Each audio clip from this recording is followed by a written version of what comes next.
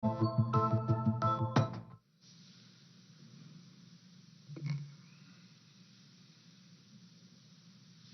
buenas tardes a todo el país. Esta es una transmisión en vivo desde Palacio de Gobierno. En el día 76 de la emergencia nacional vamos a escuchar las últimas disposiciones y un balance que va a hacer el presidente de la República frente a la situación que se vive ante el COVID-19. Escuchemos.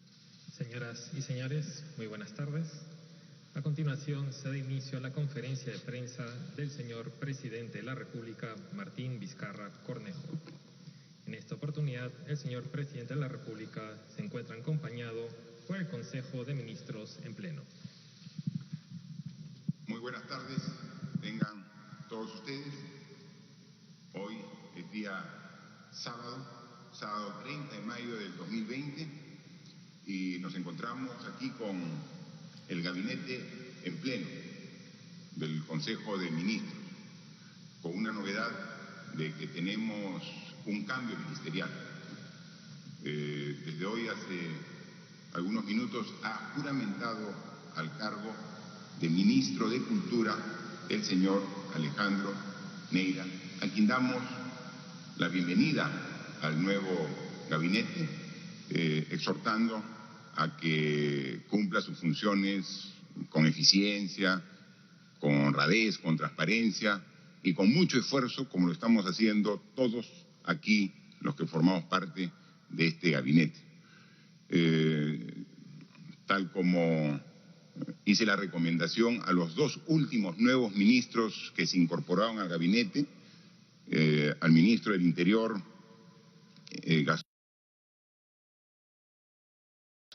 Rodríguez, como al ministro de Salud, Víctor Zamora, que son los dos últimos ministros que se integraron antes del ministro de Cultura. Pusimos un enfoque especial, y así ha sido el pedido, en el aspecto humano de su gestión. Hay que buscar la eficiencia, hay que buscar el logro de los objetivos de gestión que tiene cada ministerio, pero hay veces nos enfocamos en los números, en las cifras, en las estadísticas, y nos olvidamos de la parte más importante, que es la razón de ser de las instituciones, de las autoridades y de la sociedad, que es el ser humano.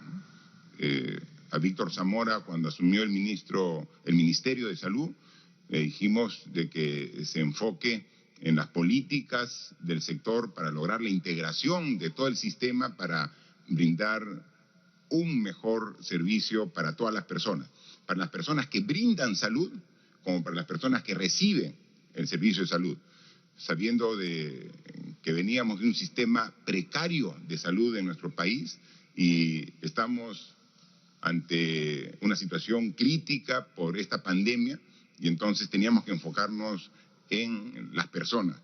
Lo propio fue la indicación que se le hizo al ministro del Interior, porque se había visto que había cierto descuido en la atención al personal de la policía, que es el soporte básico para mantener la seguridad de todos los peruanos. Y entonces tenemos que dar tranquilidad y atención a quien nos da seguridad, ¿no? Y se han notado mejoras significativas en ambos sectores en los lineamientos que se le ha dado. No puede ser diferente la recomendación que hoy le damos, y obviamente es una recomendación con instrucciones claras de mostrar resultados, ¿no?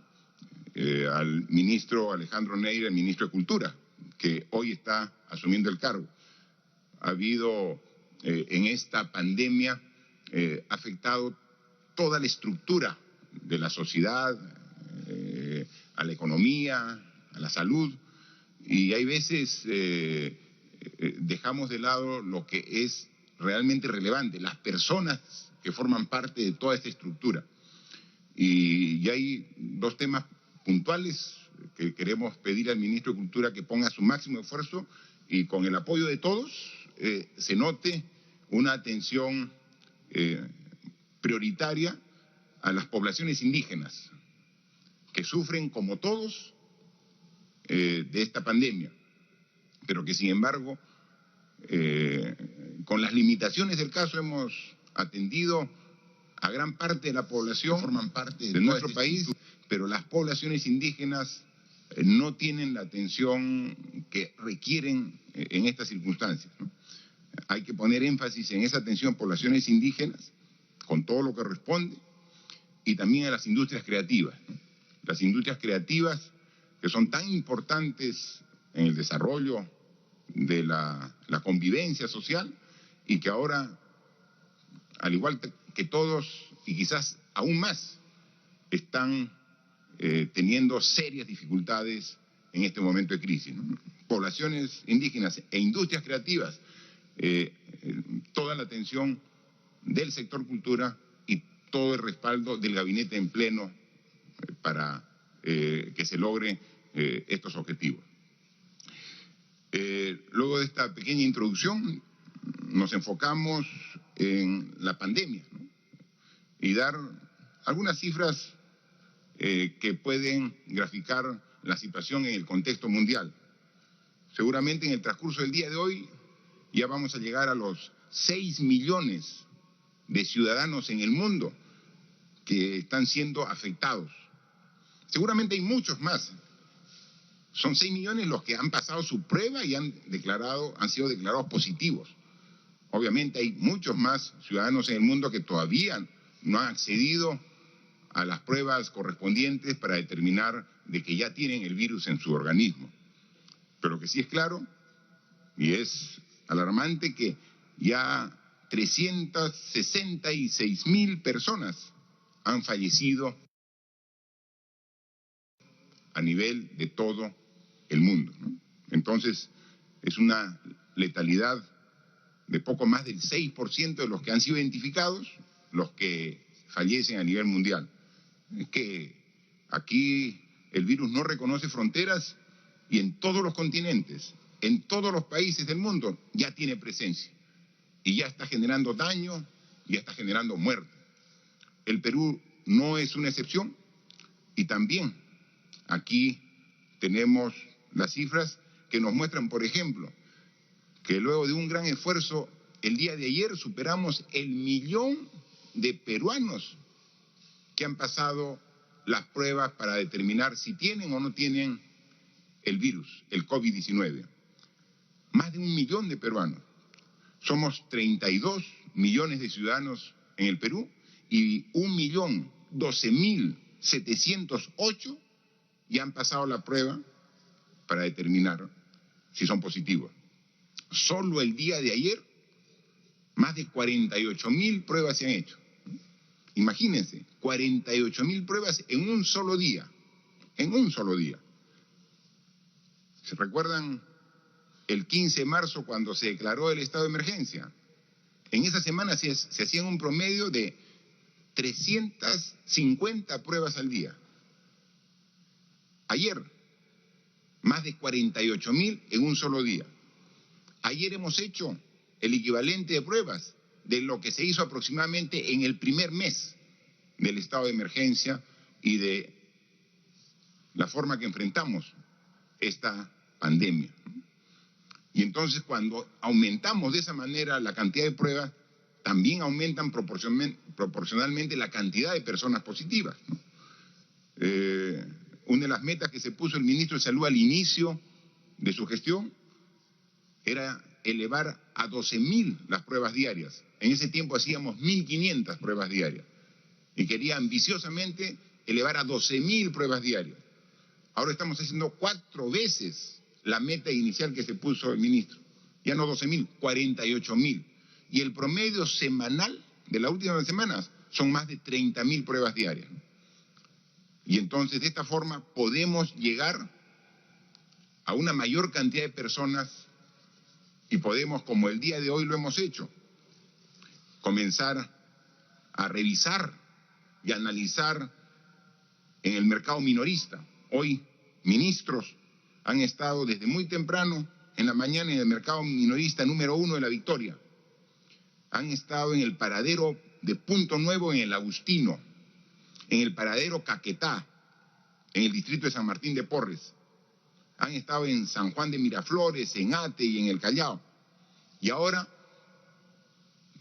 Cada día, cada semana comenzamos a hacer pruebas a sectores específicos para que quede claro cuál es el nivel de positividad que tienen estos sectores y el potencial contagio que tienen. Empezamos con los mercados y vimos que el promedio está entre 50 a 60%. Y entonces la intervención es fuerte en los mercados para que no sean esos centros de contagio, como eran sin la intervención del municipio, que es quien regula y fiscaliza los mercados, pero con la participación del Ministerio de Agricultura para ayudar a ordenar y lograr que se pueda atender a los clientes de los mercados, pero con seguridad. Luego seguimos en los paraderos del sistema de transporte urbano, y ahí vimos de que el porcentaje de contagios estaba entre el 15 y 30%.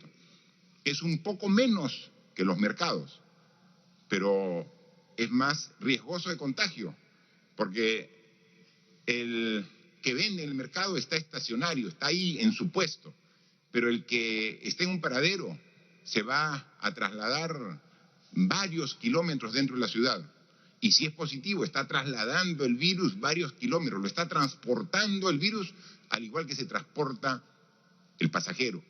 Y entonces ahí tenemos que maximizar las medidas de seguridad en los buses, en el transporte urbano, para evitar que se sigan los contagios, y lo estamos haciendo, pero siempre requerimos el apoyo y el respaldo de la población para lograr esos objetivos. Hoy se ha hecho especialmente un control a través de pruebas en choferes de los camiones, en lo que se conoce como la carga pesada. Esos camiones que trasladan la carga a los centros comerciales, a los mercados, o también los camiones que trasladan la carga a los puertos. En el caso de Lima, al puerto del Callao, desde donde se recoge carga o se lleva carga para la exportación. Se ha intervenido hoy, y con la colaboración de los propios conductores, a 817 choferes de camión. ¿Cuántos han salido positivos? 149, es decir, el 18%. Entonces no hay sector que se evalúe que no tienen un porcentaje importante de casos positivos. Entonces lo que nos obliga a ser mucho más esforzados en observar y respetar las medidas que hemos dado. Entonces, por eso le decimos de que no hay que mirar con preocupación el número de pruebas positivas que van saliendo día a día, porque esto es parte de la consecuencia de la gran cantidad de pruebas que estamos tomando día a día, ¿no? Queríamos llegar a 12.000, llegamos a 20.000, hemos estado 30.000, ayer 48.000 pruebas, lo que hace más de 1.012.000 personas muestreadas, y de las cuales 155.671 están como positivos. Pero también lo que hay que destacar, así como hay 155.000 personas positivas ya dadas de alta en los hospitales, es decir, los que han superado la enfermedad y que nuevamente se incorporan a su labor diaria. Y aquí en el gabinete tenemos un ejemplo de ello, el ministro de Agricultura, que en su trabajo diario y permanente de supervisión en los mercados fue contagiado por el virus COVID-19. Ha tenido los cuidados correspondientes, se ha hecho la prueba, ha superado la enfermedad y ahora está integrado al gabinete y en condición ya de haber superado la enfermedad. Como el ministro, hay más de 65.000 casos en el Perú que pueden decir, efectivamente, tuve la enfermedad, pero mi organismo generó los anticuerpos y pude vencer al COVID-19. Y cada vez van a ser más. 65.000 de 155.000 positivos. Tenemos más de 42% actualmente de personas que han superado la enfermedad, como estamos seguros que va a ser porcentajes mucho más altos día a día con todas las medidas que estamos tomando. Así que sabemos que el camino es largo, sabemos que tenemos que seguir enfrentando esta enfermedad con el mismo y si no mayor esfuerzo que al inicio, pero también vemos algunos datos, algunas cifras alentadoras al ver esta cantidad elevada en porcentaje ya de personas que tienen alta hospitalaria y que vencieron al COVID-19 como lo vamos a vencer todos los peruanos. Quisiera referirme a algunos temas también relevantes que han ocurrido en los últimos días sobre el voto de confianza al gabinete. El día jueves, el premier Vicente Ceballos, acompañado de todo el gabinete ministerial, estuvieron a las 10 de la mañana en el Congreso de la República. Hizo su exposición el premier en función de lo que manda la Constitución y luego se generó un largo debate de todos los congresistas de cada una de las bancadas representadas en el Congreso. Y pasó el día y ayer, viernes, alrededor de las 3 de la mañana, después de 17 horas de debate, el Congreso dio el voto de confianza al gabinete ministerial. Saludamos desde el gobierno la decisión del Congreso de la República. Un número importante de congresistas, 89, de diferentes bancadas, dieron el voto de confianza al actual gabinete.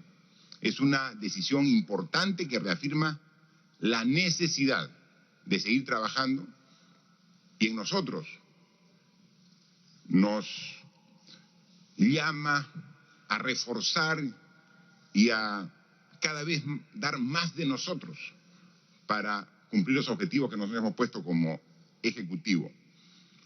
Saludamos a los que votaron a favor de la investidura y respetamos democráticamente la posición también de los partidos políticos representados en el Congreso de la República que votaron en contra.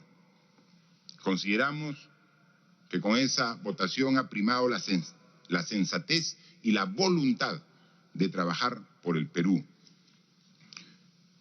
Como Ejecutivo ratificamos también de parte nuestra la voluntad y un compromiso de mejora permanente.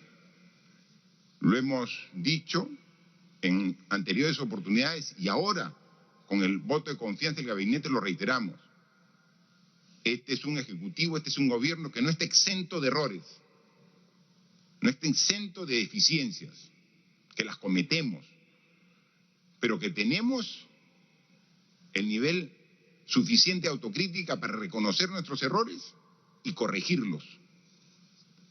Ahora más que nunca tenemos que mejorar y tenemos que poner todo nuestro esfuerzo para lograr los objetivos en beneficio de toda la población. Se ha cumplido con el procedimiento constitucional. Ahora ya no hay tiempo que perder. Trabajemos en beneficio de todos los peruanos y peruanas. Trabajemos coordinando con los diferentes poderes del Estado, poder ejecutivo, poder legislativo, poder judicial, con los diferentes niveles de gobierno, el gobierno nacional que representamos nosotros, pero de la mano con los gobiernos regionales, con los gobiernos locales que están a lo largo y ancho de todo el país. Los desafíos que tenemos como país son enormes. Estamos en la etapa de contención de la enfermedad, empalmando con la etapa de recuperación y de reinicio gradual de actividades como la misma población puede constatarlo. Este es un traslape entre trabajo para enfrentar y detener al virus, Pero por otro lado, tenemos que gradualmente las actividades económicas que generan fuentes de trabajo tienen que comenzar a incorporarse en el día a día con los protocolos que cuiden y eviten el contagio. Esto lo venimos haciendo y ya se comienzan a notar las primeras señales de este reinicio de actividades en algunos factores que vamos tomando en cuenta. Al estar el día jueves en el Congreso de la República, el gabinete nos lleva nuevamente a la reflexión de este trabajo de interacción entre Ejecutivo y Legislativo, que es básico y fundamental, y que se refleja, por ejemplo, en las reformas del sistema de administración de justicia y en las reformas del sistema político. Recuerden ustedes que desde el año 2018, que asumimos el gobierno, pusimos énfasis en estas reformas. Hemos convocado a profesionales competentes, experimentados, y tenemos estas reformas, las cuales incluso han sido avaladas mayoritariamente por la población en el referéndum que hicimos en diciembre del año 2018. Entonces, no podemos dejar de lado las reformas. No podemos que con el pretexto de que estamos enfrentando esta enfermedad, dejamos de lado las reformas. Se tiene que con todo el esfuerzo combatir y derrotar al COVID-19, pero simultáneamente debemos seguir trabajando las reformas para fortalecer nuestra democracia. Y en esa línea, como lo dijo el Premier del Congreso, y yo lo he dicho en varias oportunidades, ratifico una vez más mi compromiso con todos los peruanos que entregaré el mandato el 28 de julio del año 2021 al nuevo presidente, hombre o mujer, que ustedes, ciudadanos, libre y democráticamente elijan. Soy un demócrata que cumple con su palabra. Así que este proceso no puede transgrederse ni postergarse. Este proceso de renovación de autoridades, que es tan importante para la democracia, se tiene que llevar a cabo en los plazos que establece la Constitución. Pedimos al Congreso de la República, como tenemos claridad aquí en el Ejecutivo, que se cumpla este proceso para garantizar que el 28 de julio del año 2021, año del bicentenario de nuestra patria, tengamos nuevas autoridades aquí sentadas en el Poder Ejecutivo, como también nuevos congresistas en el Poder Legislativo. Quisiera también manifestar que el día miércoles no ha habido oportunidad de rendir cuenta ante ustedes, ante la población, porque ya el jueves fue la presentación del gabinete en el Congreso. Se aprobó en Consejo de Ministros el decreto de urgencia 063-2020. Le leo el título: decreto de urgencia que dispone el apoyo solidario de los funcionarios y servidores públicos del Poder Ejecutivo para la entrega económica a favor de los deudos del personal de la salud fallecidos a consecuencia del COVID-19. Nos parece una iniciativa del gabinete del Ejecutivo necesaria, porque hemos dicho que uno de los factores que tiene que salir de cada uno de los ciudadanos para poder combatir esta pandemia es la solidaridad, en todos los aspectos. Y esa solidaridad también parte por los servidores, los funcionarios del sector público. Este aporte, como lo determina este decreto de urgencia, está referido al personal, a los servidores del Poder Ejecutivo. Vamos a aportar, digo vamos, porque el aporte comienza con el presidente de la República, con todos los ministros y ministras que están aquí presentes, como también con los funcionarios que tienen como remuneración más de 15.000 soles. Es un aporte referido a la remuneración mensual de 3 meses, junio, julio y agosto, que podríamos poner un ejemplo referido a los ministros. Por su remuneración mensual de los ministros, cada uno de los aquí presentes va a aportar 3.500 soles mensuales. Por los 3 meses, el aporte va a ser de 10.500 soles de cada ministro.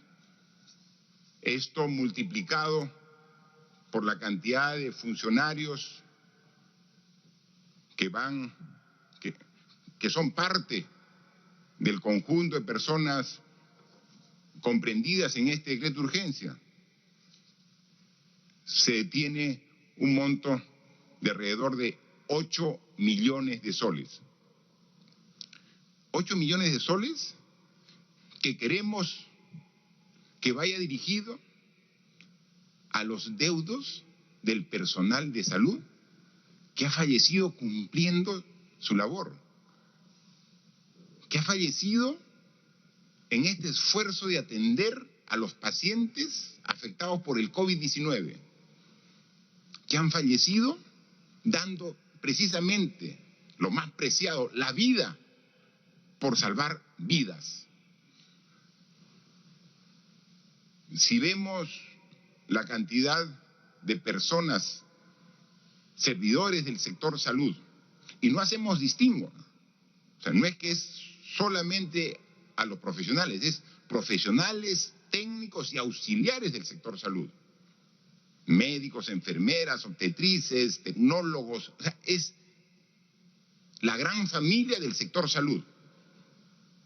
Y no interesa si están trabajando en el MINSA, salud, en las Fuerzas Armadas o en las fuerzas policiales, que sean del sector salud atendiendo a los pacientes COVID. Y que por su entrega, incluso esta entrega que pone en riesgo su integridad, se contagiaron del virus y que en el desarrollo de su enfermedad perdieron la vida. Se ha hecho una proyección de las personas fallecidas y teniendo una estimación preliminar, porque hay que hacer los cálculos exactos, se podría dar a los deudos de cada uno de estos familiares una cantidad que superaría los 40.000 soles. Tenemos que ser absolutamente claro que la muerte de una persona es una situación irreparable. Lo que pretendemos con este aporte del Ejecutivo es dar un pequeño reconocimiento a su trabajo, a su compromiso, a su mística en la función que desempeñaron. Y además, a través de sus familiares, dar este aporte económico para que no queden desprotegidos. Este esfuerzo representado en este decreto de urgencia es solamente para el Poder Ejecutivo, es decir, funcionarios y servidores del gobierno, alcanza también a servidores de los gobiernos regionales y de los municipios, los que estén dentro del rango que corresponde a la remuneración. Pero no puede alcanzar a los otros poderes del Estado, porque por la norma que podemos emitir nosotros como Ejecutivo, podemos disponer de este apoyo solidario solo de nosotros mismos, del Ejecutivo. Pero creo que corresponde también el apoyo solidario a los otros poderes del Estado.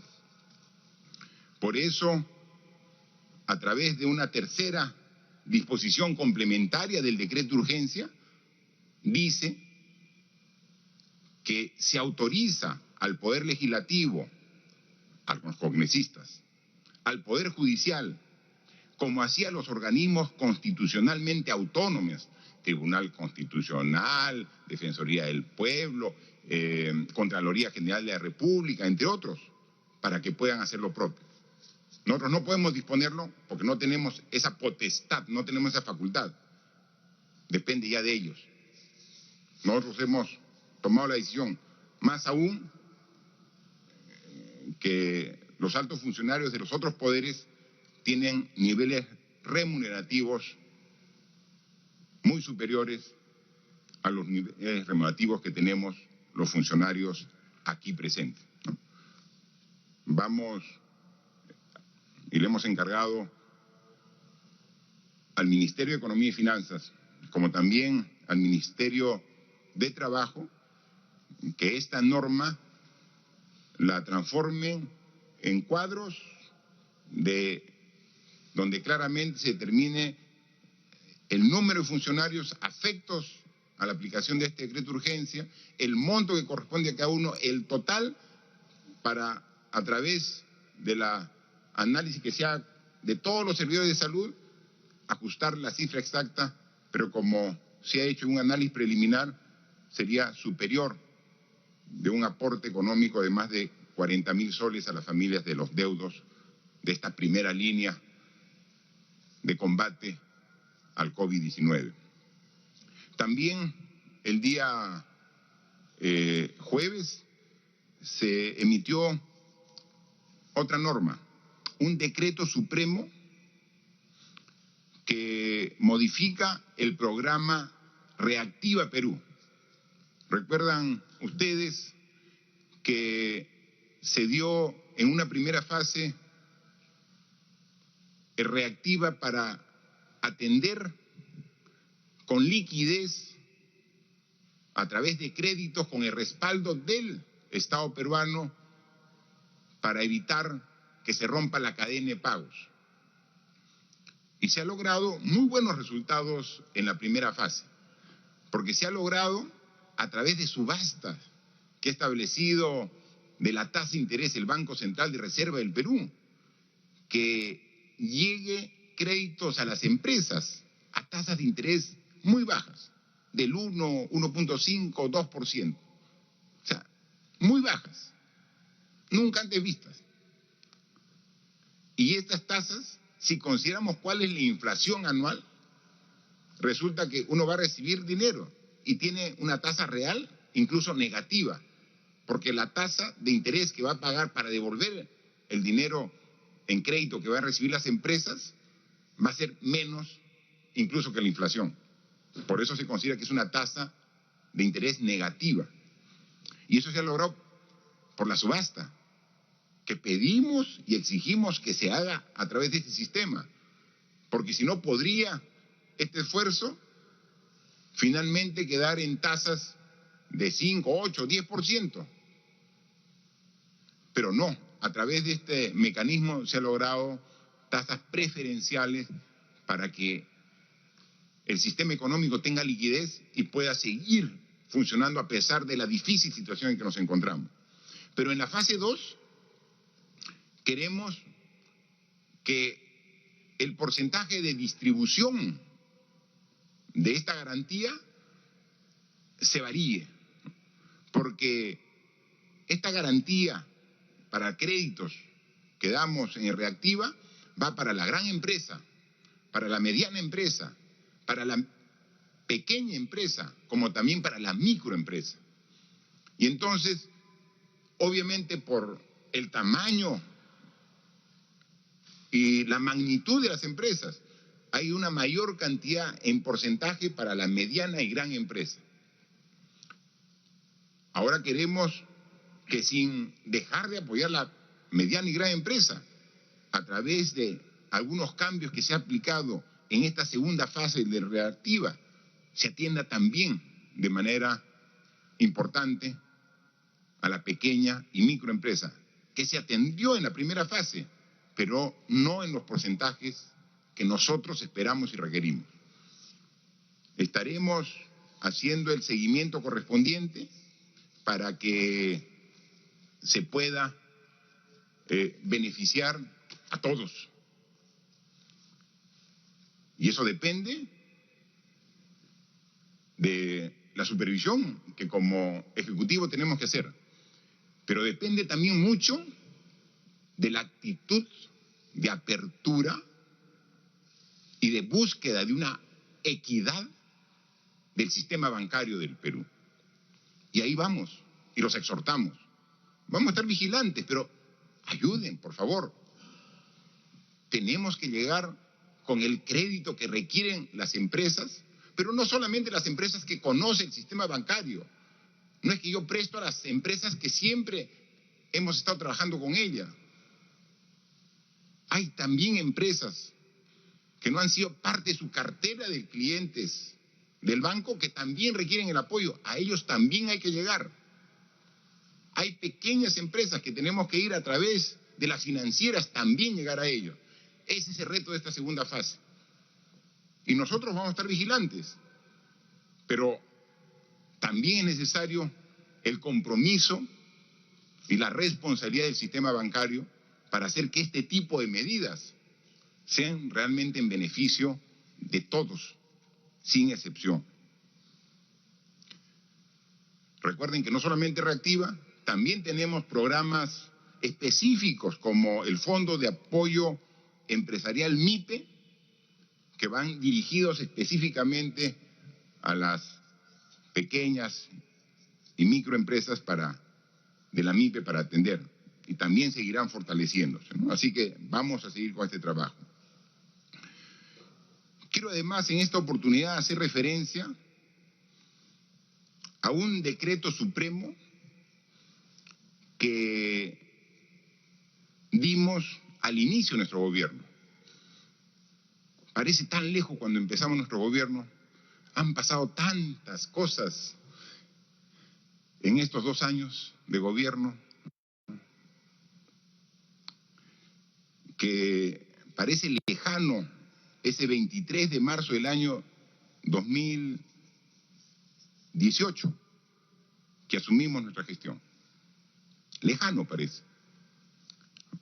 Pero seguimos con el entusiasmo del primer día. Y ese primer día, cuando en el Congreso de la República nos presentamos y dimos nuestro primer mensaje a la nación, desarrollamos lo que queríamos para el Perú en 5 ejes. 5 ejes claramente definidos. Y cada vez que se integra un ministro, digo, primero que nada, para que estés alineado con el gobierno, para que no haya dudas, lee el decreto supremo 056-2018 de la PCM, porque no queríamos que se queden palabras. Lo que expuse ante el Congreso de la República el primer día como presidente, los 5 ejes de gobierno, los pusimos en blanco y negro y lo aprobamos a través de un decreto supremo, y está escrito, y es el 056. Y cada vez que tomamos cualquier decisión, tenemos que decir en cuál de los ejes está enmarcado la decisión que tomamos. 1, 2, 3, 4, 5. Pero ahora me voy a referir solamente al primero, Porque el primer eje de este decreto supremo es el eje de la integridad y lucha contra la corrupción. Eso ha sido el énfasis de este gobierno desde el primer día y va a ser el énfasis de este gobierno hasta el último día. Y eso nos ha traído muchos problemas, porque luchar contra la corrupción es luchar contra el status quo, es luchar contra intereses, es luchar contra mafias, es luchar contra grupos de poder. Y lo hacemos y nos exponemos porque nos debemos al pueblo. Y así va a ser hasta el último día de mi gobierno. Y en circunstancias como la que vivimos de crisis, de emergencia, con mayor razón, porque ante el caos que hay veces se genera la emergencia, ahí salen los delincuentes a querer aprovecharse de las circunstancias. Ya se han dado casos de corrupción durante la pandemia, mientras que gente muere, mientras que gente está enferma en los hospitales. Hay gente que se aprovecha de esta situación para sacar provecho en beneficio propio. Y hay una serie de denuncias en el Ministerio Público, en la Contraloría General de la República, al cual respaldamos completamente. Debería haber doble pena, doble sanción para quien en época de emergencia se quiera aprovechar de los recursos del Estado. Pero también la corrupción y la integridad se tiene que respetar de diferente forma. Y es en el uso adecuado del aparato del Estado para fines en beneficios de toda la sociedad, no para fines en beneficio de partido político alguno, no en beneficio de fines electorales. Recientemente, en enero, ha habido una campaña al Congreso. Nosotros, como gobierno, no hemos participado. No ha habido un partido que represente al gobierno. En consecuencia, hemos tenido una absoluta imparcialidad. No hay recursos del gobierno, que son recursos de los peruanos, que han ido para apoyar y respaldar fines electorales. ¿Por qué? Esa es una de los ejes del gobierno, integridad y lucha contra la corrupción. Este gobierno, y muchos han destacado como una debilidad, yo no lo creo así, no tiene partido. No tenemos partido de gobierno. Y en consecuencia, los ministros aquí presentes, cuando se nos ha convocado, nunca hemos tenido una referencia de carácter político partidario. ¿De qué partido eres? Muchos, incluso hemos visto en sus hojas de vida, que han hecho militancia política en diversos partidos. Eso no los ha descalificado, porque respetamos a todos y cada uno su independencia política. Aquí lo que queremos es que el funcionario público, el servidor público, cumpla con eficiencia, con honradez, con transparencia su función, independientemente de a qué partido político pertenece, porque el gobierno no tiene partido político. Y así como se ha tomado la decisión de involucrar, comprometer e invitar a los ministros, han hecho lo propio ustedes con sus ministros, con sus directores generales y con todos los trabajadores de este gobierno. Su afiliación política es un tema personal de cada uno y no es un requisito para ser parte de este gobierno. Aquí Nosotros lo que requerimos es gente con trayectoria, con experiencia, con capacidad, con ética. Quiero dejar absolutamente claro que para nosotros el haber participado en alguna campaña política no te da derecho a ningún cargo público. El cargo público tienes que ganártelo con tu capacidad, con tu experiencia, con tus virtudes. Y es por ello que ante investigaciones que ha empezado el Ministerio Público al respecto, le damos el pleno respaldo, que se investigue a profundidad, porque este no es el gobierno como otros del tarjetazo, que tenías que ser del partido para poder ingresar. Eso no ha ocurrido aquí, nunca ha ocurrido. Aquí se ven los méritos de la persona, y creo que un gabinete plural como el que tenemos es la mayor prueba de ello. Los cargos se obtienen por mérito propio. Y si no ha ocurrido en alguna oportunidad eso, que el órgano de control, la Contraloría, el Ministerio Público lo verifique, lo investigue y lo sancione, de ser el caso. Somos absolutamente claros al respecto. Porque la política es sumamente importante, pero la política partidaria, dejémosla para los procesos electorales, pero cuando ya es gobierno, se tiene que pensar en función de todos, en función de la gente, de sus necesidades. Y ahí coincidimos y tenemos que llegar a los consensos que los logramos aquí en largos debates, cuando tenemos aquí reuniones importantes en el Consejo de Ministros. Por último, solamente me queda reiterar a toda la ciudadanía el renovar nuestro esfuerzo para combatir esta pandemia.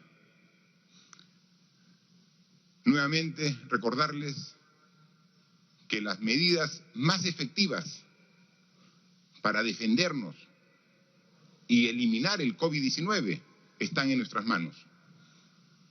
Que todo lo que hagamos como instituciones, como autoridades, no va a alcanzar el objetivo si no contamos con la colaboración de todos en medidas simples. Y lo estamos logrando, pero tenemos mucho camino todavía por recorrer. Y lo hemos dicho, el distanciamiento, no menos de 1 metro, no menos de 1 metro entre persona y persona. Y aquí y donde estemos tenemos que respetarlo. En el mercado, en el banco, en el bus, en el transporte, 1 metro de distancia. Y si estoy fuera de mi casa, la mascarilla, fundamental. Es la barrera que impide que salga el virus de mi organismo, se queda atrapado en la mascarilla, o que aspire el virus que esté en el ambiente de alguna persona que esté contagiada. Está en el ambiente, pero queda aquí, no entra. El virus entra por la nariz y por la boca. En consecuencia, la mascarilla tiene que cubrir nariz y boca. Tiene que proteger nariz y boca. Uso permanente cuando sales. Al comienzo es un poco incómodo, pero es necesario. Y uno se acostumbra. Y luego la higiene, la limpieza, agua y jabón, alcohol, higiene permanente, manos. ¿Y por qué con manos? Porque con manos agarro el lapicero, el celular, recibo la bolsa que me llega por delivery, que pedí algo para que me entreguen a domicilio. Tengo que una pequeña desinfección para poder usar con toda seguridad. Si todos trabajamos a conciencia, de manera unida, de manera solidaria, no tenemos la menor duda que este virus COVID-19 va a ser derrotado por todos los peruanos.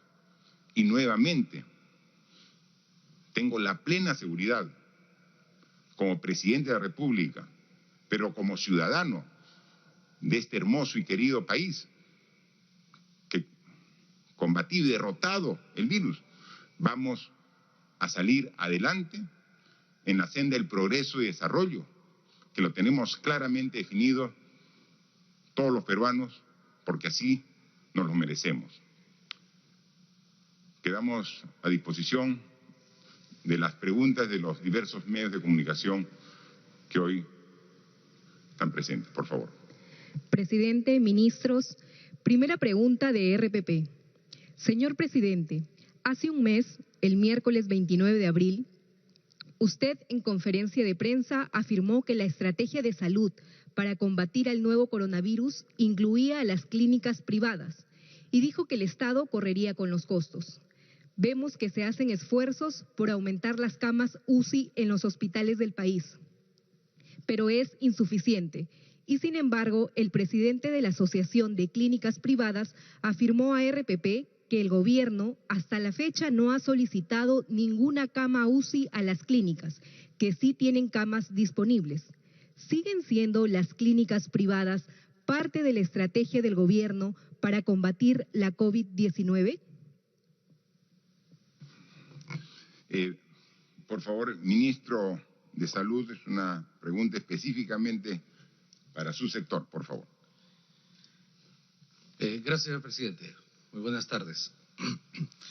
Todas las camas de todo el país están a disposición de todo el pueblo peruano.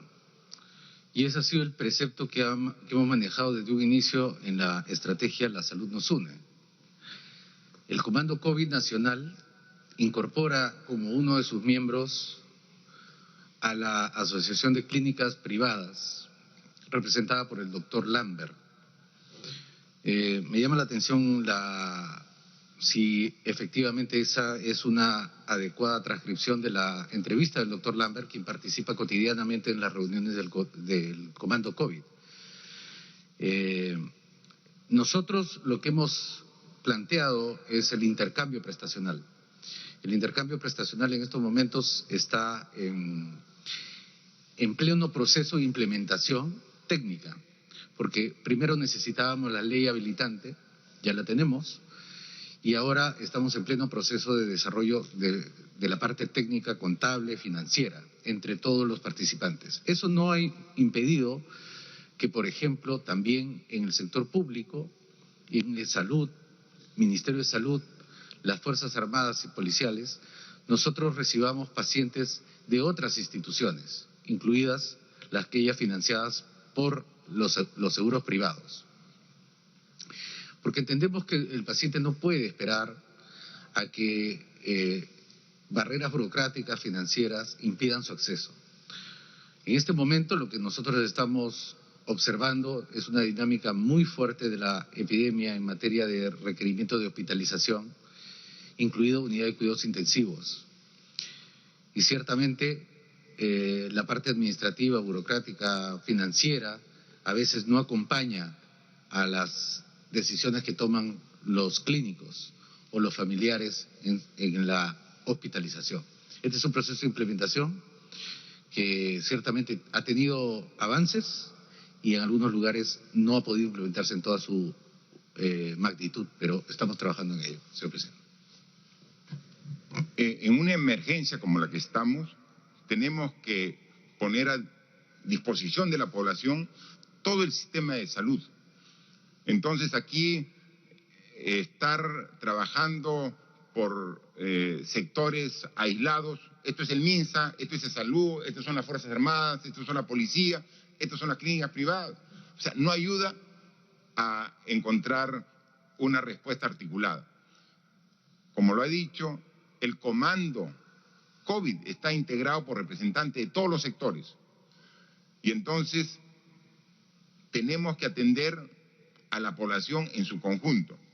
Ahora, lo que hay que ser absolutamente claro que la capacidad de respuesta para atender a pacientes COVID es mucho más grande del sector salud, del MINSA y de eSalud.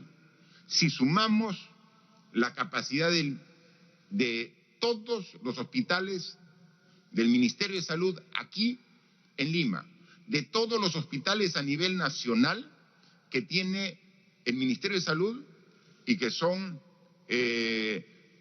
están bajo responsabilidad de los gobiernos regionales, y de toda la capacidad de eSalud, es muy superior a la capacidad de atención de las clínicas privadas. Sin embargo, en el reporte que se hace todos los días se considera también cuál es la capacidad de atención de las clínicas privadas para poder atender. Lo que también ocurre es que muchos de los pacientes que tienen seguro particular propio y que tienen los síntomas y son declarados positivos, haciendo uso de su propio seguro, se va a su clínica y se va a atender. Y entonces, obviamente, ellos directamente buscan la solución al problema. Pero los ciudadanos en su conjunto, que no tienen ese tipo de seguro, van al sistema de salud, y lo que tenemos que mejorar, sí, este intercambio prestacional entre el sector público y el privado, para cuando haya una capacidad de atención en el sector privado y ya se agote coyunturalmente en el sector público, se pueda ir. Eso se tiene que culminar de definir para que pueda darse el servicio integral que estamos buscando. Pero estamos trabajando día a día en eso y estamos día a día aumentando la capacidad de respuesta en general en todas las regiones y en el país para atender a la gran cantidad de pacientes que requieren hospitalización. La segunda pregunta es de Noticias Piura 3.0. Señor presidente, Piura es la segunda región del país en población y es la más golpeada con esta pandemia. 3 años después del fenómeno de El Niño, no avanzó la reconstrucción y no tenemos la infraestructura hospitalaria adecuada. Los ministros que han visitado la región dicen que en todo está bien, pero ya hemos perdido más de 500 vidas. ¿Por qué no visita Piura y mira usted esa realidad? ¿Qué tiempo debemos esperar los piuranos para tener al menos un hospital de alta complejidad? ¿Cuándo nos envían más pruebas y no solo rápidas, sino moleculares y oxígeno? La gente se sigue muriendo. Por favor, también, ministro de Salud. Nuestro apoyo a la región Piura es permanente, es constante.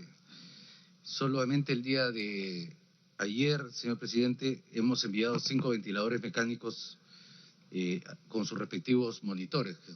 Son 10. Hemos enviado desfibriladores y, como dice el medio de comunicación que pregunta, adicionalmente a las pruebas rápidas que hemos enviado en número de 15.000, hemos apoyado a la región con 3.650 pruebas moleculares. Aquí me quiero detener un segundito para ampliar de que las pruebas moleculares en el país nunca se han detenido, nunca se han dejado de usar y hemos incrementado más bien su uso a lo largo y ancho del país. Hemos ampliado el número de laboratorios que hacen pruebas moleculares a número de 15 y estamos constantemente con las regiones trabajando para que estos laboratorios moleculares se puedan difundir más en las regiones. Lo que nosotros tenemos es limitaciones de mercado, que es muy fluctuante, precios, calidades, que no nos permiten tener las pruebas moleculares en el volumen y la calidad que nuestro país necesita. Pero permanentemente estamos, por ejemplo, con el apoyo de la Organización Panamericana de la Salud, incorporando solamente a nuestro arsenal 150.000 pruebas moleculares que vamos a poner a disposición de todo el país en muy corto plazo, apenas lleguen al país. Por otro lado, en lo que se refiere al abastecimiento de oxígeno, ciertamente es una de las grandes dificultades que tenemos en Piura. Hemos ampliado los permisos para la operación de los productores de oxígeno local. Hay 2 empresas que incluso proveen a Tumbes. Estamos trabajando en la ampliación de las redes fijas de oxígeno para los hospitales de Santa Rosa, Sullana, Chulucanas y Talara. Y se está en el proceso de instalación de 2 isotanques, tanto en el Hospital Santa Rosa como en Sullana. En cuanto a la infraestructura, la mayor parte de la infraestructura planeada para esta región se encuentra bajo la administración de reconstrucción con cambios, tanto el hospital de alta complejidad como 2 hospitales generales y 14 centros y puestos. Tengo entendido que el día de mañana nuestro premier va a visitar Piura justamente para ver estos temas importantes que tiene la región y cuáles van a ser los siguientes pasos. Hablando al respecto sobre la visita del premier el día de mañana, yo le dejaría, por favor, que nos diga sobre esta ronda de visitas que hacen todos los ministros a diferentes regiones y obviamente las que usted lidera en las regiones que se va viendo una atención especial por las características del desarrollo de la enfermedad. Por favor, premier. Gracias, presidente. Sí, complementar inicialmente lo manifestado por el señor ministro de Salud. El día de hoy han arribado en horas de la mañana 50 ventiladores mecánicos, que son parte de un paquete de compra de 451. Hace unas semanas atrás ya llegaron 20 que han sido distribuidos. Estos 50 están en pleno proceso de desalanaje, que seguramente van a ser distribuidos en el transcurso de los próximos días, previa validación técnica. Es una preocupación constante y obviamente esperamos que en el más corto plazo podamos cerrar esta primera demanda. Lo segundo, en lo expresado también por el señor ministro de Salud, a instancia de este sector se viene impulsando toda una estrategia para la atención y sobre demanda que hay de oxígeno. A efecto hoy se ha designado como coordinador al doctor Jorge Luis Arce. Hemos tenido diversas reuniones por encargo de su despacho presidencial con distintos proveedores nacionales. Se ha autorizado inclusive que se flexibilicen unos procedimientos administrativos para poder estar importando oxígeno tanto de Colombia, Ecuador como Chile, proyectándonos también a demandas futuras. Efectivamente, estamos hace unas semanas atrás visitando de manera personal los días domingos de distintas regiones del país. Estuvimos inicialmente en la ciudad de Iquitos y la última semana hemos estado en Loreto, acompañado de un grupo de señores ministros, para verificar in situ el estado situacional, cuáles son las carencias que se tiene, conversando no solamente con las autoridades sectoriales o regionales, sino también con la propia comunidad organizada. Llevamos el mensaje constructivo del país, de una permanente articulación y disposición, y también llevamos insumos que se requieran. Es importante destacar, presidente, que para el día de mañana, que se tiene programado un viaje a la ciudad de Piura, también visitaremos algunos distritos y provincias de dicha región. Me están acompañando 4 señores ministros, 2 viceministros. Asimismo, también está yendo un funcionario de salud, como el jefe de su salud, y también el comandante general de la policía. ¿Y por qué la necesidad de una presencia articulada de distintos sectores? Porque no solamente vamos a escuchar, sino también en el proceso de verificar in situ cuál es el estado de avance de implementación que los lineamientos, especialmente en salud, se vienen dando desde el sector central. En el caso concreto del comando de la Policía Nacional, obviamente va a verificar el estado situacional del orden público, el cumplimiento al aislamiento dispuesto por normas emitidas por el Gobierno Nacional. En el caso de su salud, va a ejercitar sus competencias, cuál es verificar en el lugar de los hechos cuál es el proceso del traslado y distribución oportuna de lo que es medicamentos para los distintos centros hospitalarios. Igualmente, el sector vivienda, que ya se encuentra ya, el sector agricultura, van a verificar cuál es el estado de avance de implementación de distintas políticas que se vienen disponiendo de esos sectores. En el caso de la ministra de la Mujer, nos acompaña para ver un tema muy sensible, ¿no? ¿Cuál es el estado de atención respecto a los adultos mayores? El tratamiento que están dando niñas y adolescentes son sectores con alta vulnerabilidad. De tal suerte que esta presencia va a articular un trabajo con autoridades locales y regionales, va también a poner en evidencia la presencia efectiva y eficaz que tenemos como Gobierno Nacional, pero también atender a la población. Obviamente es un mensaje que recibimos de autoridades, pero cuán importante resulta como un gobierno democrático y de apertura de poder compartir con cada uno de los ciudadanos su sentir, sus dolencias, sus carencias y que finalmente puedan repercutir en una mejora de las disposiciones que estamos asumiendo como gobierno nacional. Solamente complementar que de todo el gabinete que conforman el Premier y 18 ministros, aquí solamente falta un ministro, el ministro de Vivienda, el ministro Rodolfo Yáñez. ¿Y dónde está? Está en Piura. Está precisamente en esta labor que él tiene como representante del gabinete en la región Piura. Él está actualmente en Piura, mañana está el Premier. Y nosotros en ningún momento, y eso hay que aclarar también cuando hay una imprecisión del medio de comunicación, nosotros en ningún momento decimos que todo está bien en Piura. Nunca hemos dado una declaración de ese tipo. Lo que decimos es que falta mucho esfuerzo en Piura y en todas las regiones para decir que hemos derrotado al virus. Pero estamos dando la pelea. Eso es lo que decimos. Que seguimos trabajando. Hoy en la madrugada han llegado 50 ventiladores mecánicos adicionales de los que vamos adquiriendo. Inmediatamente se hace una evaluación a través del comando COVID y se ve cómo se distribuyen.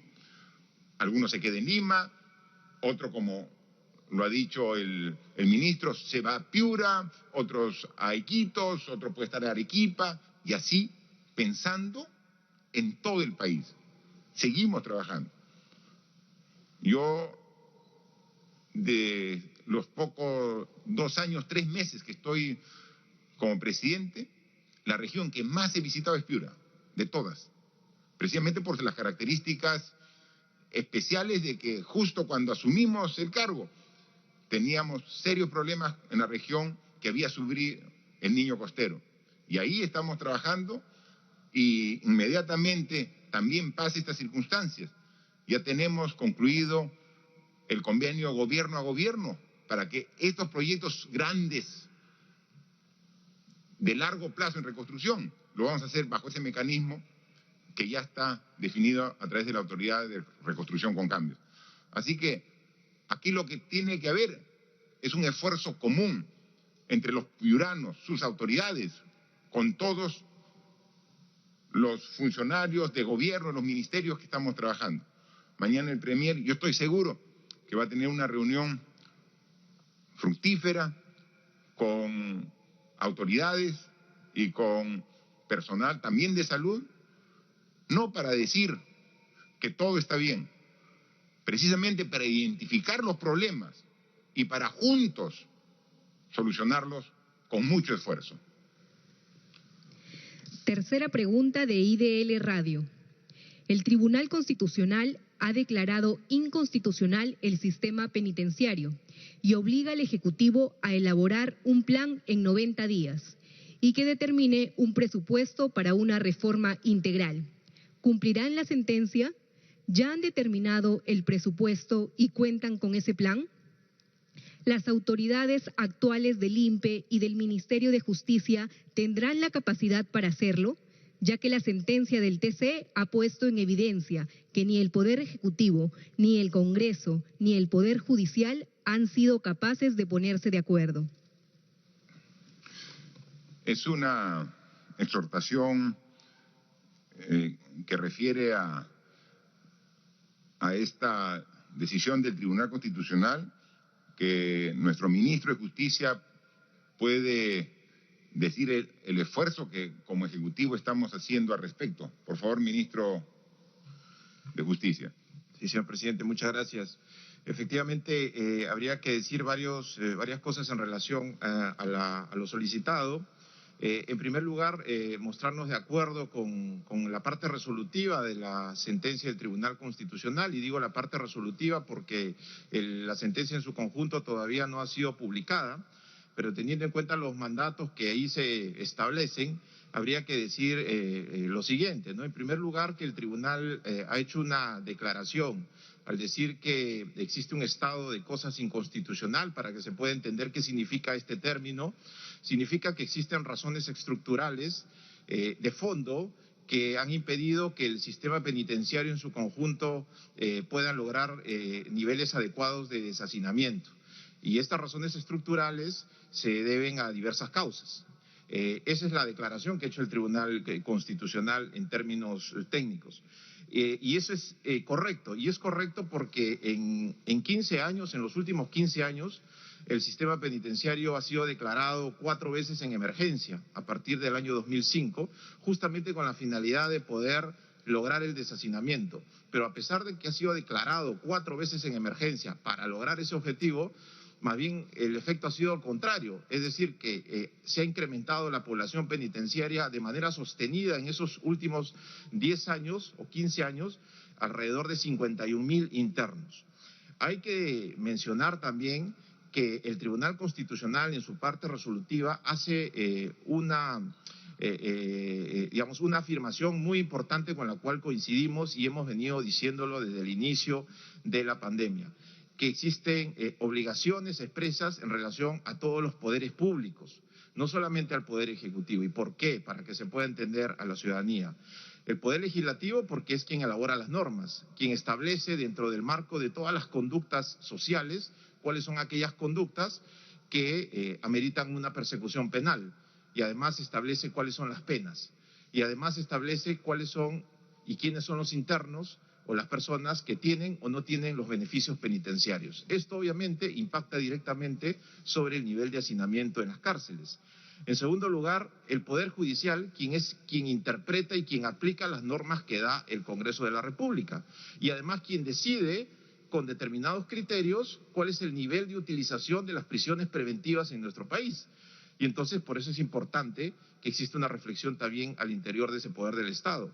E incluso el propio Tribunal Constitucional, quien a través de los habeas corpus contra resoluciones judiciales se puede pronunciar en relación a los niveles de hacinamiento, como lo ha hecho en esta sentencia en el caso concreto.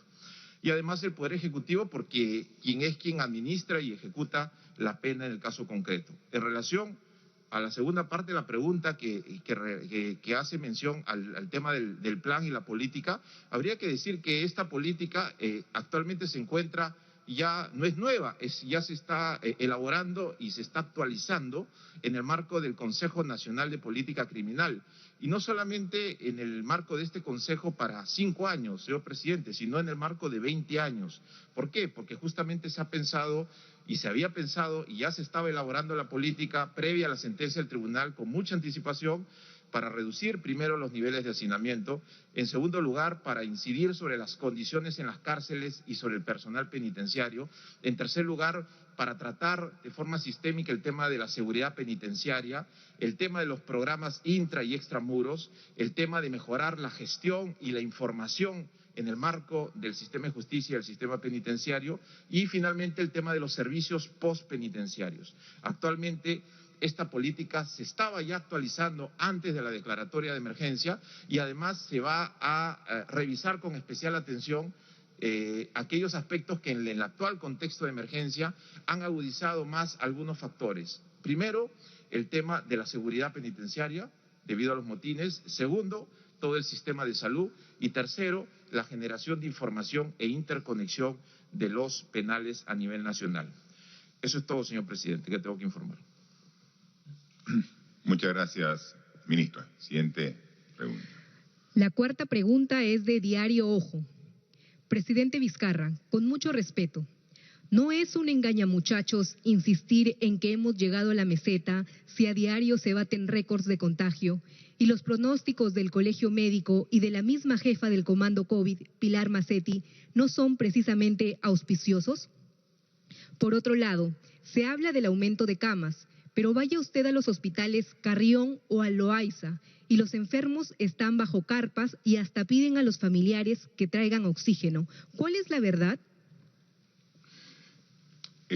Ministro de Salud, por favor, si podría hacer una parte de la respuesta sobre la situación del Hospital Carrión, Loaiza y cuáles son los esfuerzos para precisamente complementar las deficiencias en cuanto al número de camas en esos hospitales antiguos, emblemáticos, históricos de aquí de Lima. Y yo complementaré con otra parte de la pregunta, por favor. Claro que sí, señor presidente. El esfuerzo por ampliar la capacidad hospitalaria en el país es permanente. Y para eso tenemos implementándose 2 y hasta 3 estrategias. La primera de ellas es utilizar la capacidad instalada. En el Perú existen más o menos 40.000 camas hospitalarias. De estas, obviamente no podemos retirar a todos los pacientes de los hospitales porque tienen otras afecciones que son no COVID. En esa capacidad hospitalaria que hemos recuperado y puesto a disposición para COVID se encuentran las 10.000 camas que hoy día estamos utilizando. Inicialmente se había hecho una reserva de 3.000, pero progresivamente hemos ido ampliando hasta llegar a 10.000 con la capacidad instalada. La estrategia que se ha usado en ese caso es, primero, recuperar las camas que estaban subutilizadas y, segundo, movilizar a nuestros pacientes en lo que se llaman los complejos hospitalarios. Por ejemplo, el Hospital Loaiza, que solía tener servicios de ginecobstetricia, ya no tiene esos servicios de ginecobstetricia porque se están desarrollando en el Hospital San Bartolomé, al frente. Se han ampliado los servicios, se han desplazado pacientes que solían atenderse o estaban siendo atendidos en el Hospital Loaiza al Instituto Nacional de Oftalmología que tiene una capacidad instalada para recibir pacientes. Lo mismo pasa en otros hospitales, en lo que se llaman los complejos hospitalarios. 3, 4 hospitales ahora comparten la responsabilidad de darle al hospital COVID, o definido en ese momento como hospital COVID, el soporte para recibir pacientes de otras patologías. En tercer lugar, también hemos ido ampliando la capacidad de esos mismos hospitales, adquiriendo e incorporando camas en espacios que regularmente no son utilizados para esos fines. Así, los hospitales solían tener, por ejemplo, unidades de cuidados intensivos propiamente dichas, totalmente equipadas, pero como hemos visto, nosotros necesitábamos instalar nuevas camas de unidad de cuidados intensivos. Entonces, se ha puesto camas y servicios de unidad de cuidados intensivos en espacios que no eran utilizados para cuidados intensivos. De esa manera, hemos podido triplicar, cuatriplicar y hasta quintuplicar el número de camas de unidad de cuidados intensivos en hospitales, como el Hospital Loaiza, que solía tener 6 camas, y ha ido incrementando esta aproximadamente a 24 en este caso. Y otros hospitales, como el Hospital Cayetano Heredia, ha incorporado camas de unidad de cuidados intensivos. Hemos tenido que sacar a nuestros pacientes del Hospital Noguchi, para que el Hospital Noguchi, que es un hospital básicamente para salud mental, ahora sea utilizado para pacientes COVID y no COVID. Entonces, eso es lo que estamos haciendo en relación con reorganizar nuestro sistema. Y a lo cual se ha agregado permanentemente nuevas camas. Esta semana hemos incorporado 842 camas del Hospital Mongrut de Salud, hemos incorporado 30 camas solamente el día de ayer en el Hospital de Ate para hospitalización general, y vamos a abrir la próxima semana en el Hospital de Ate servicio de ginecobstetricia, servicio de cirugía y servicio de pediatría y neonatología COVID dentro del Hospital de Ate, que ahora también es el hospital emblemático que está atendiendo a los pacientes de Lima Metropolitana. Pero es cierto, llegan momentos, como el día de ayer o hoy día mismo, donde el límite de las camas UCI llega al máximo de su capacidad instalada. Para eso ya usted ha anunciado una segunda fase de incorporación de camas en todo el país que permitirían duplicar la capacidad hospitalaria y también la de las unidades de cuidados intensivos, llegar hasta un número de 2.000 en unidades de cuidados intensivos. Eso, señor presidente, independientemente a los esfuerzos locales.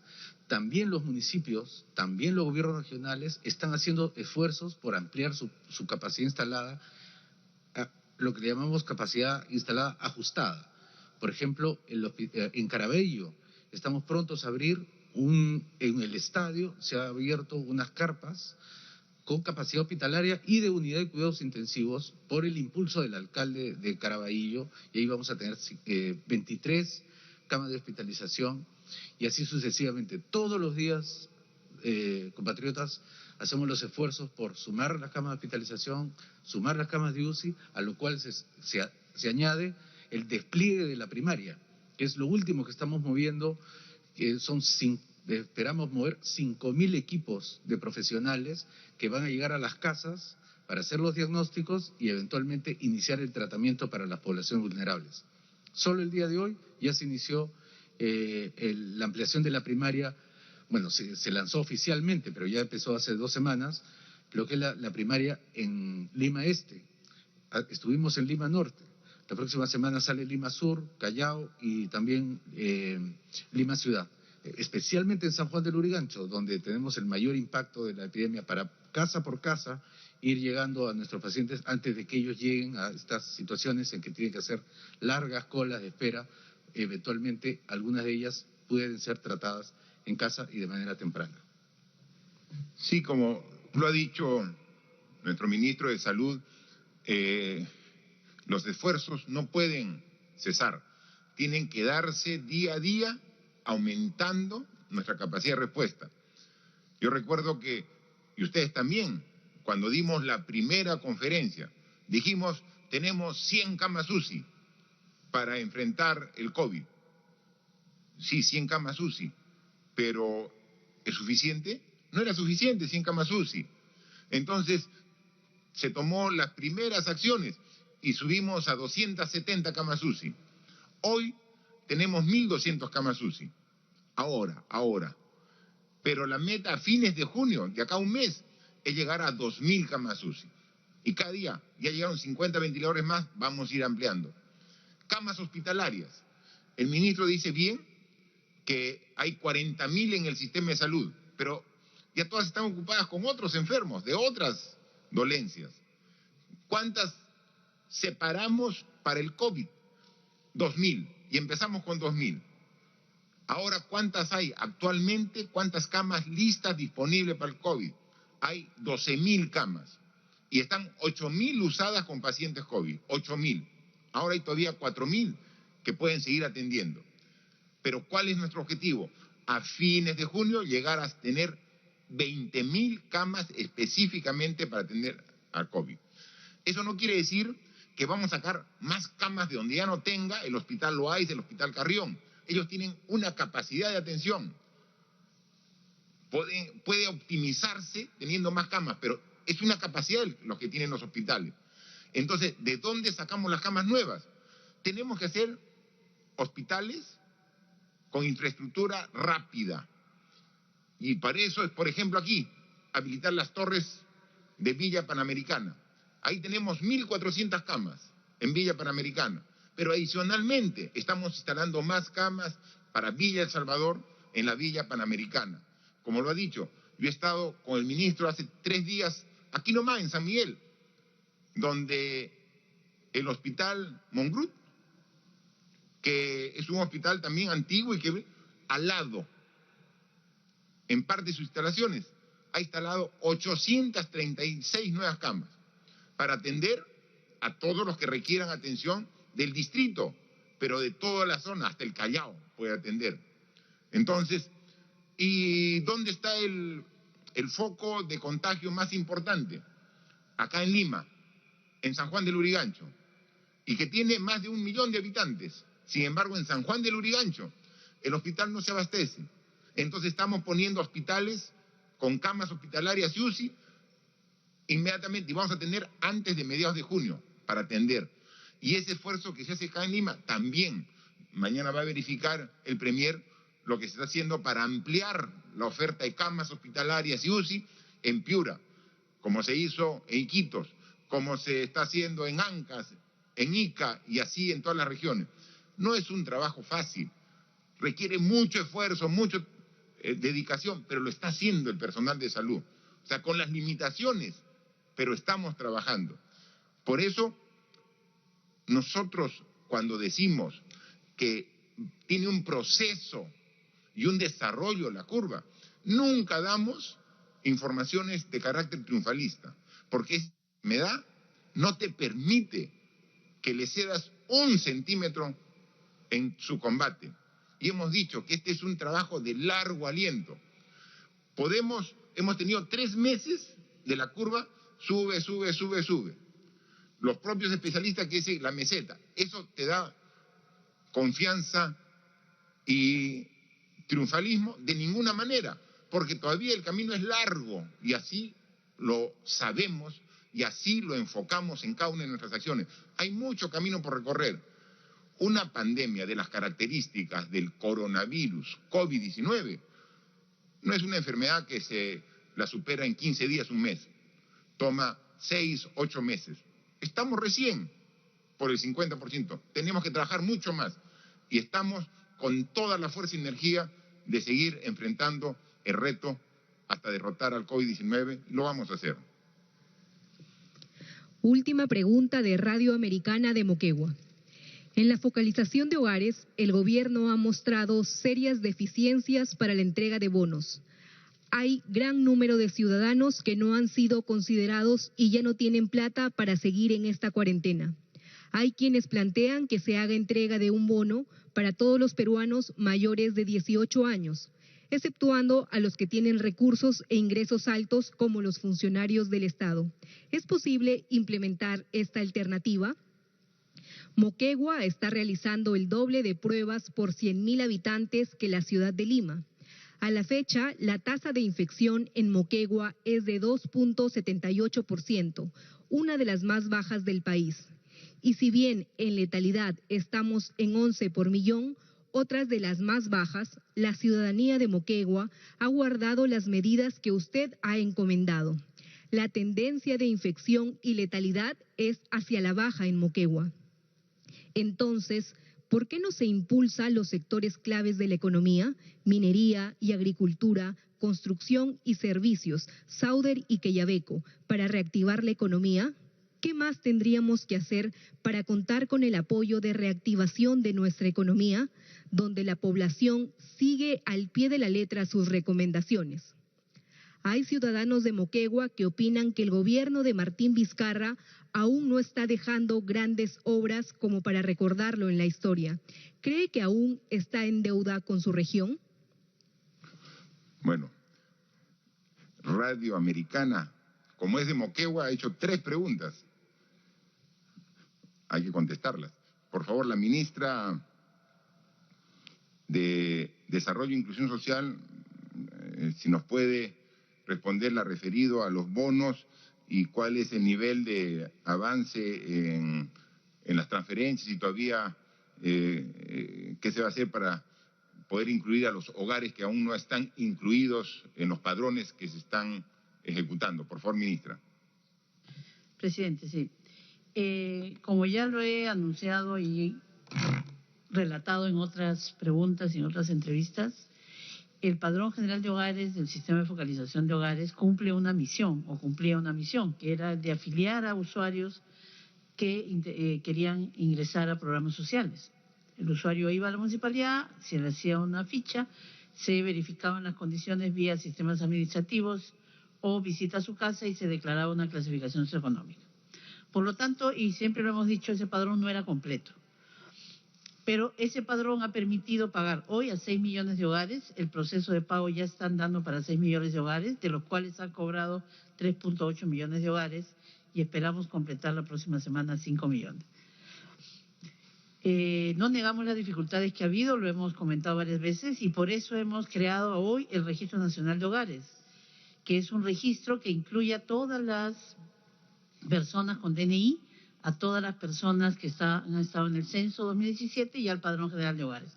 De tal manera que nos da una lista mucho más grande y completa del país. Ese padrón se está trabajando y para eso se ha creado una plataforma que es Registro Nacional de Hogares, donde las personas que no han recibido o consideran que han debido recibir deben inscribirse. Y a la fecha ya tenemos a partir de esa plataforma 2.8 millones de hogares más constituidos o conformados, lo cual completará el padrón del bono universal, que incluye todos los bonos, más estos hogares que estamos trabajando.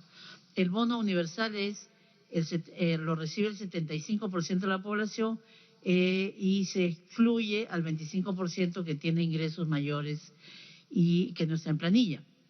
Entonces, sí se han hecho todos los esfuerzos para incluir a estas personas. La plataforma sigue abierta e instamos a las personas que no se han incluido que lo hagan en el Registro Nacional de Hogares.pe.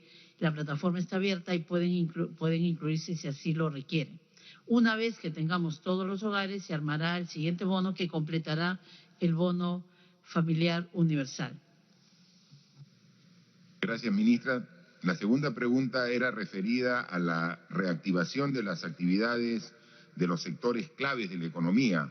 Aquí habla de minería, agricultura, servicios, el medio de comunicación de Moquegua. Por favor, ministra de Economía y Finanzas, ¿cómo es la programación para la reanudación de estas actividades que tenemos planteadas?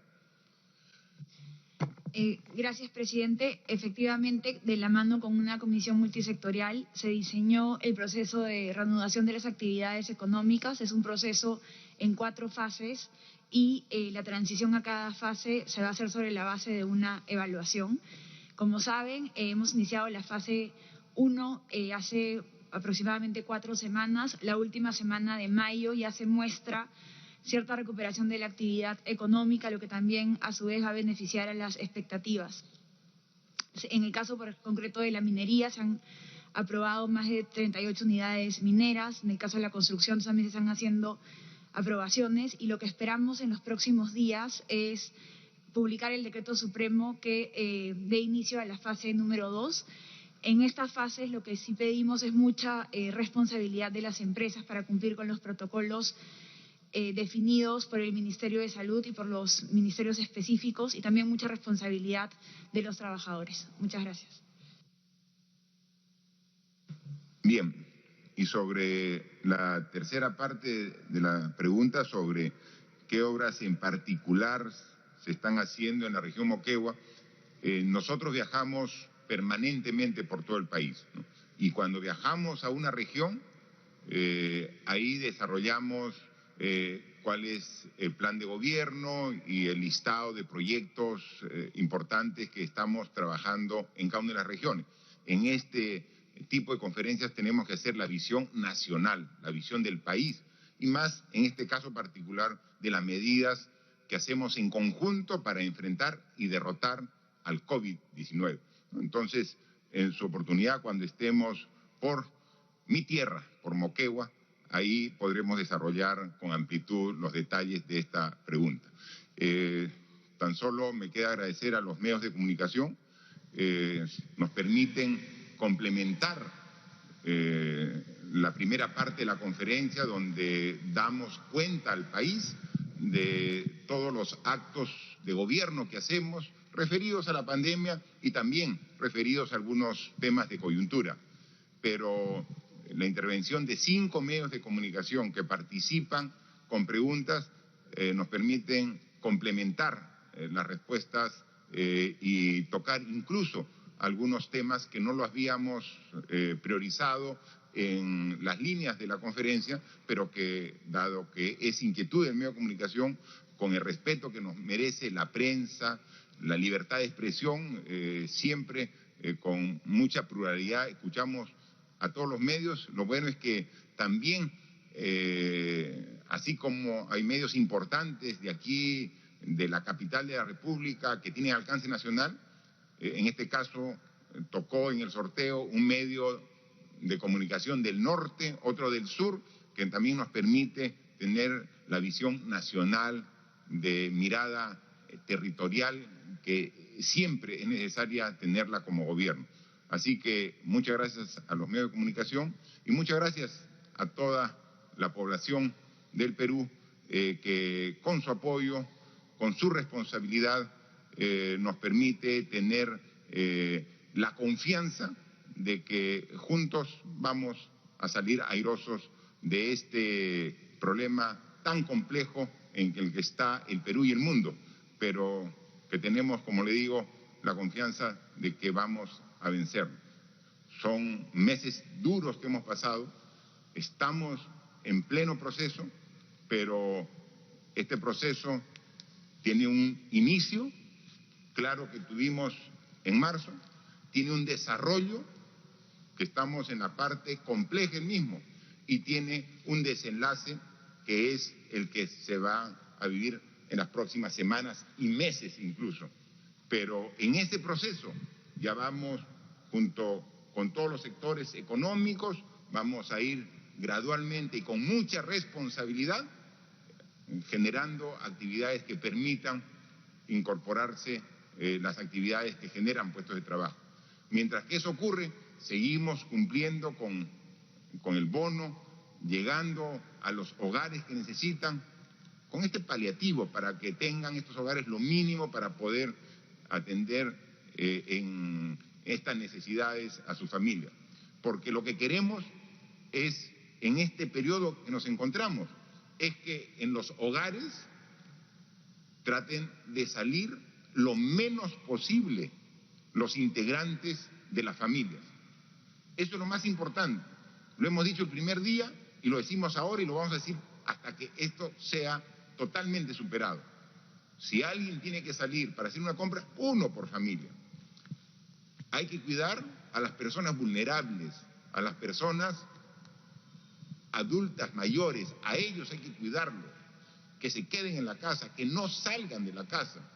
Porque si a un joven, y hemos visto, estamos viendo todos los días, a un joven o un adulto recibe, se contagia, normalmente, como se ha visto en la estadística, supera al COVID sin mayor dificultad. Hay más del 30% que tiene el virus y ni se ha dado cuenta, es asintomático. Hay otro porcentaje que tiene el virus y hace síntomas, pero leves, que son superados. Hay un porcentaje que requiere hospitalización y estamos aumentando la capacidad de respuesta. Pero hay un porcentaje pequeño que es el vulnerable, que hay que cuidarlo, que son los que tienen otras enfermedades previas. Doble cuidado. Si todos tenemos que tratar de quedarnos en la casa, si yo tengo diabetes, hipertensión, alguna obesidad, que también hemos visto que tiene un riesgo mayor a que se complique la enfermedad, o soy parte del porcentaje de adultos mayores, quedémonos en nuestra casa. Esto va a pasar y vamos a retornar a nuestras actividades en esta nueva convivencia, todos. Depende de nosotros. Así que solidaridad, unión, fe, compromiso de todos los peruanos para salir de esta situación. Y seguimos trabajando aquí con un nuevo miembro que se integra al gabinete, pero todos con la misma voluntad y el compromiso de trabajar por el Perú. Muchas gracias.